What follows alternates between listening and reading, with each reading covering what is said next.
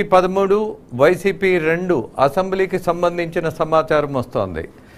మరీ విచిత్రంగా తెలంగాణ పార్లమెంటు సార్వత్రిక ఎన్నికలకు సంబంధించి కొద్దిగా లీడు బీజేపీ 9కి వెళ్ళిపోయింది, కాంగ్రెస్కి 4 వచ్చేసింది. ఏం చెప్తారు? అంటే కాంగ్రెస్ ఇక్కడ తెలంగాణలో కాంగ్రెస్ పార్టీ అసెంబ్లీలో అధికారంలోకి వచ్చిన తర్వాత చెయ్యాల్సిన పనులేవి చేయలేదు. అంటే ఈ ప్రభావం ఇప్పుడు ఓటింగ్ సరళ మీద చాలా స్పష్టంగా కనపడుతుంది.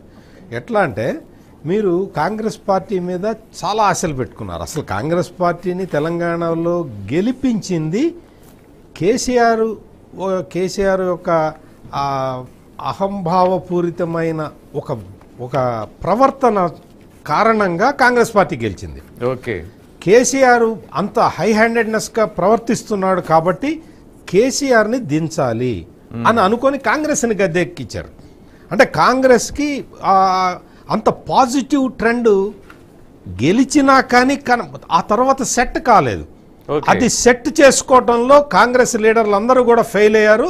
ఆ ప్రభావం ఇప్పుడు లోక్సభ ఎన్నికల్లో కనపడుతూ ఉన్నది.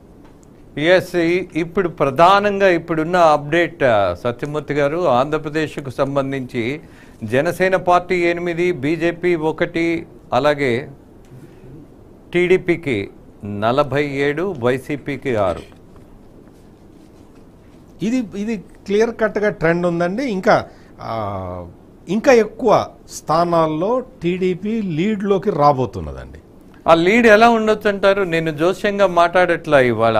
రీజన్ ఏంటంటే ఆల్రెడీ ఫలితాలు వస్తున్నాయి కాబట్టి మీ ప్రిడిక్షన్ దీన్ని బట్టి, ఒక జర్నలిస్ట్గా మీకున్నటువంటి అనుభవాలను బట్టి ఎన్నికలలో ఫస్ట్ లీడ్ కానీ అలాగే పోస్టల్ బ్యాలెట్కి సంబంధించినవి కానీ ఇవన్నీ గమనించినప్పుడు మనకి కొంత అంచనా, కొంత స్మెల్ చేయగలిగే పరిస్థితి ఉంటుంది. దాన్ని బేస్ చేసుకొని ఎలాంటి పరిస్థితి ఉండబోతోంది వైసీపీకి కానీ టీడీపీకి కానీ?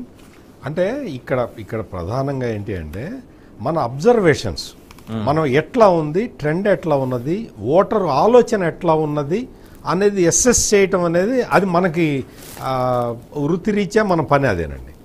మనం అంతే తప్ప మనం ఊరికే ఏదో జోస్యం చెప్పినట్టు లేకపోతే మన మనసులో కోరిక ఏదో చెప్పినట్టు అట్లా కాకుండా ప్రాక్టికల్గా ఒక అసెస్మెంట్ ఎలా ఉన్నది. ఇప్పుడు మీరు ఇందాక మీ కొలీగ్తో మాట్లాడుతూ బొత్స సత్యనారాయణ కుటుంబం గురించి మీరు అడిగారు. నిజంగా మీరు అడిగిన క్వశ్చన్లో అది చాలా అక్కడ రిఫ్లెక్ట్ అయిందండి.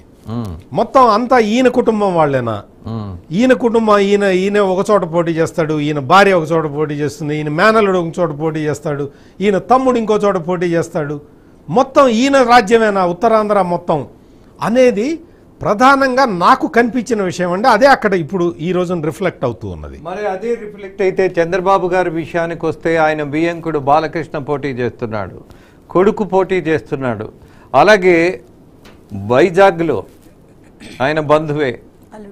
మరి ఇవన్నీ ఎలా తీసుకోవాలి? అంటే ఇది ఏంటి అంటే కెన్ వి కంపేర్ ఇట్? మీరు ఎస్ విశాఖపట్నంలో పోటీ చేస్తున్న వ్యక్తి శ్రీభరత్, అతని ఫ్యామిలీ పొలిటికల్ ఫ్యామిలీ.